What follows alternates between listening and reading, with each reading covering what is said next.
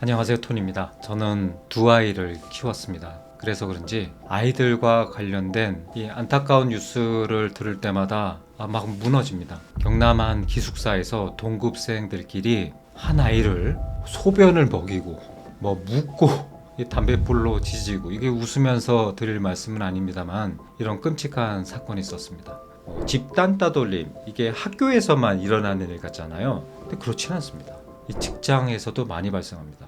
사람은 혼자 있을 때 어떤 분들은 행복하다 그럴지 모르겠지만 혼자 있으면 힘들어지는 겁니다. 감옥 보내잖아요. 그리고 감옥 가서도 힘들게 하기 위해서 독방에 보내지 않습니까? 그래서 사람은 따돌림을 당하면 힘드는 겁니다. 그런데 여러분들의 아이는 이런 학교 폭력과 따돌림과 이런 거에서 안전하다고 믿으시나요? 나는 아니라고 생각하시죠? 근데 그렇지 않습니다. 가해자가 될 수도 있고요, 피해자가 될 수도 있고 방관자가 될 수도 있습니다. 그럼 이걸 어떻게 해야 될까요? EQ 정서지능을 통해서 어느 정도는 줄일 수 있는 데 도움이 되지 않을까 합니다.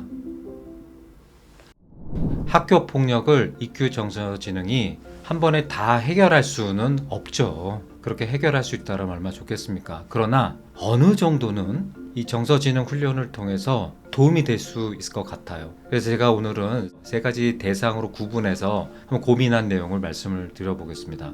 일단 학교 폭력이나 왕따는 주체가 세 개가 있죠. 하나는 피해자, 하나는 가해자, 하나는 방관자입니다. 먼저 피해자는 가장 중요한 점은 자기가 당하고 있는 그 피해 상황 있죠. 그 감정을 용기 있게 표현할 수 있는, 적극적으로 알릴 수 있는 이런 기회가 필요하고요. 자기가 느끼고 있는 감정과 생각을 누구한테 빨리 말하면 그 따돌림과 폭력은 굉장히 빨리 줄일 수가 있습니다. 자, 다음은 방관자를 먼저 해보겠는데요. 여러분, 우리 모두 방관자지 않습니까? 여기서 불의의 어떤 사건, 사고, 그런 상황이 벌어져도 나서기가 쉽지 않아요. 그래서 지금 방관하는 분에게 정서지능을 가르쳐 준다고 막 용기를 내고 그러긴 어려울 것 같아요. 자, 그러나 정서지능에서 굉장히 중요한 역량이 이 공감 활용이라는 역량이 있습니다. 누가 힘들고 어려울 때 나서라, 이건 어렵지 않습니까? 근데 아예 아이들이 어렸을 때부터 저 아이가 저랬을 때는 힘들겠구나, 힘든 감정을 가지겠구나, 저희가 굉장히 괴롭겠구나, 이렇게 공감할 수 있는 능력을 어렸을 때부터 훈련을 하는 거죠.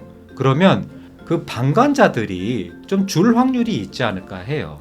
자, 마지막으로 가해자인데요. 그럼 가해자들을 보면은 이유가 많죠. 연구 결과에 의하면 정서 불안에 시달리는 아이도 굉장히 많습니다. 막 정서적으로 불안하고 화나고 이런 경우가 굉장히 많죠. 그걸 어떻게 처리할 줄은 몰라요. 처리할 줄 모르는데 내가 마침 또 쟤보다 몸집도 커. 그랬을 때 자기의 불안한 정서와 처리할 방법을 잘못된 방법으로 표출하는 경우가 굉장히 많습니다. 당장 그 아이들이 갖고 있는 성품이나 그 아이들이 갖고 있는 생각을 이 정서지능으로 막 뜯어서 고치기는 저는 좀 어렵다고 생각을 해요. 그러나 조금 전에 방관자를 말씀드렸다시피 이 교육을, 정서지능 교육을 좀 일찍 시작한다면, 그러니까 정서지능 교육은 나의 감정과 상대의 감정을 읽게 하는 능력이 가장 시작입니다. 그래서 내가 이런 말과 행동을 했을 때 나의 감정이 힘들어지는구나, 그리고 상대의 감정도 힘들어지는구나, 꼭 내가 이렇게 표현하면 안 되겠구나, 이런 정서지능과 관련된 역량을, 그런 훈련들을 어렸을 때부터 했다라면 아주 심하게 갈 수 있는 가해자를 좀 줄일 수 있지 않을까 합니다. 근데 사실은 이게 저 혼자 생각한 거 아니고요. 이런 고민들은 이미 서구 선진국에서, 특히 미국에서 연구가 많았습니다. 그래서 미국은 이미 2000년 초에 이렇게 피해자, 방관자, 가해자가 애시당초 좀 줄일 수 있도록 아이들을 어렸을 때부터 교육을 시켜야겠다라는 그런 교육제도를 미 연방의회에서 승인을 했습니다. 이 교육제도를 SEL이라고 합니다. Social Emotional Learning이랍니다.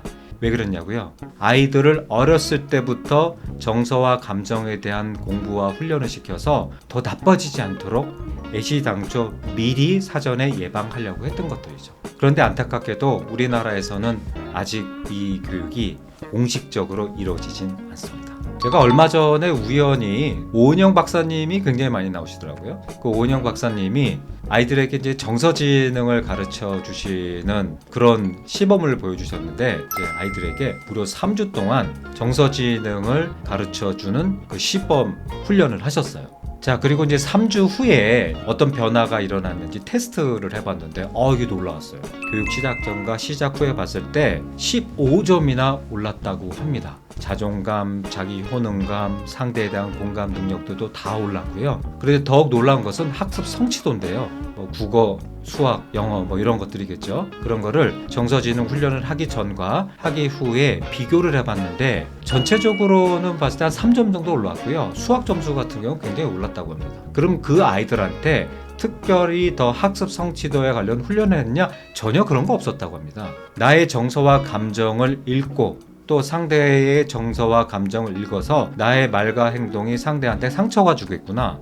내가 힘들고 어렸을 때는 잠깐 이렇게 견디면 되겠구나. 여러 방법이 있겠구나. 이런 방법들을 아이들한테 가르쳐 줬던 겁니다. 불과 3주 만에 아이들은 눈에 띄는 성장을 하게 됐습니다. 자, 그래서 오늘 제 말씀을 좀 요약하자면 집단 따돌림과 여러 폭력에 의해서 피해자들이 많잖아요. 줄이는 방법은 많죠. 많이 해야죠. 해야 되는데 저는 EQ 정서지능이 상당히 기여를 할 수 있다고 믿습니다. 우리 아이들이 어렸을 때부터 상대한테 폭력을 가하고 상대를 따돌림을 했을 때 상대도 힘들고 어렵다라는 것을 미리미리 배우고 공감하고 다양하게 감정을 처리하고 화가 났을 때 슬기롭게 처리하는 방법, 이런 것들을 어렸을 때부터 가르쳤다면 분명히 달라진다고 생각합니다. 지금이라도 우리 아이들이 어렸을 때부터 이 정서지능, 나의 감정과 상대의 감정을 지켜보면서 상대를 공감할 수 있는 능력을 체계적으로 훈련한다면 몇 년 뒤에는 엄청난 변화가 있습니다.